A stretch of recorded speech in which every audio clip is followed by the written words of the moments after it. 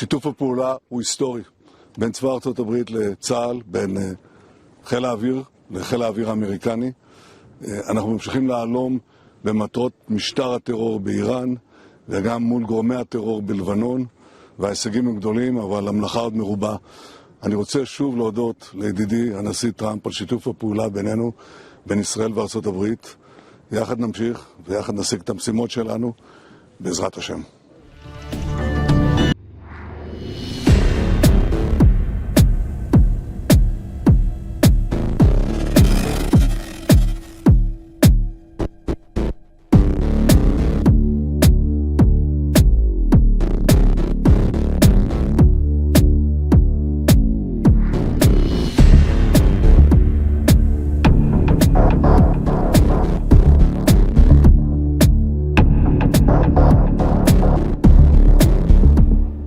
ביום השישי של מבצע שאגת הארי, אני פה בבסיס חיל האוויר בדרום הארץ, עם הטייסים המופלאים שלנו ושל ארצות הברית וצוותי הקרקע המסורים. שיתוף הפעולה הוא היסטורי בין צבא ארצות הברית לצה"ל, בין חיל האוויר לחיל האוויר האמריקני. אנחנו ממשיכים להלום במטרות משטר הטרור באיראן וגם מול גורמי הטרור בלבנון, וההישגים הם גדולים, אבל המלאכה עוד מרובה. אני רוצה שוב להודות לידידי הנשיא טראמפ על שיתוף הפעולה בינינו, בין ישראל וארצות הברית. יחד נמשיך ויחד נשיג את המשימות שלנו בעזרת השם.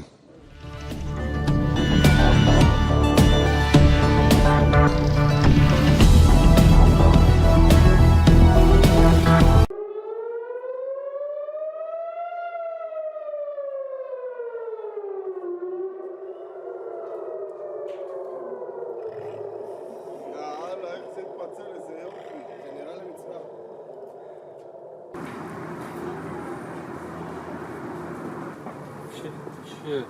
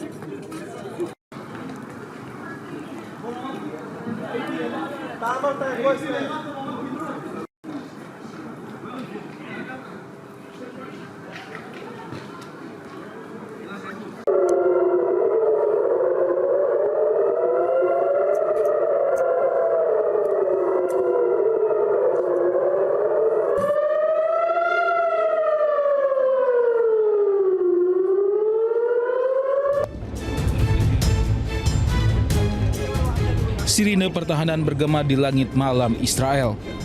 Rudal-rudal dari Iran dan Hezbollah menghujani Israel setelah berhasil menembus pertahanan Iron Dome Israel.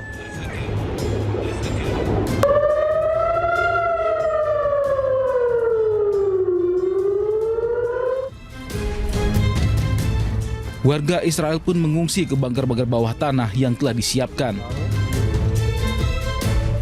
Saat ini Israel telah bersiap menghadapi serangan balasan dari Iran dan Hezbollah. Sejumlah rumah sakit pun mulai mengevakuasi pasiennya ke bawah tanah. Salah satunya Rumah Sakit di Ramat Gan yang telah memindahkan seluruh operasinya ke fasilitas darurat di bawah tanah. Rumah sakit ini akan menjadi lokasi perawatan medis darurat selama perang. Ya, di embargo puluhan tahun, Iran tidak kehilangan giginya di kawasan Teluk. Selama 5 hari perang berkecamuk, rudal Iran mampu menghancurkan target jarak jauh dengan akurasi tinggi. Bahkan salah satunya merupakan rudal terkuat di kawasan Teluk Arab.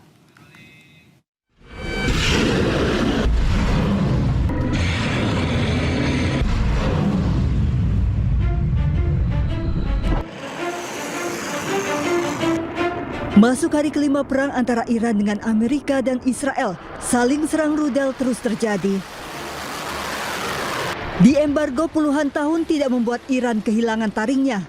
Terbukti rudal-rudal Iran berhasil meluluh lantakkan Israel dan aset militer Amerika di kawasan Teluk. Komando Pusat Amerika CENTCOM pada 2025 menyebut Iran punya 3.000 lebih rudal balistik dengan 13 jenis rudal. Dilansir dari Iran Watch, Iran sudah membangun kemampuan rudal strategis dengan kemampuan jarak tembak pendek, sistem rudal balistik jarak menengah yang mampu mencapai Israel, bahkan Eropa Selatan, rudal jelajah, hingga rudal dengan sistem peluncur satelit. 4 model rudal balistik jarak pendek Iran punya jangkauan 300 hingga 1.000 km. 5 rudal balistik jarak menengah punya jangkauan 1.000 hingga 3.000 km, bisa menyerang negara jauh seperti Israel dan pangkalan militer Amerika di kawasan Teluk. 2 rudal jelajah Iran punya jangkauan hingga lebih dari 2.000 km. Rudal ini bisa diluncurkan diam-diam dari darat.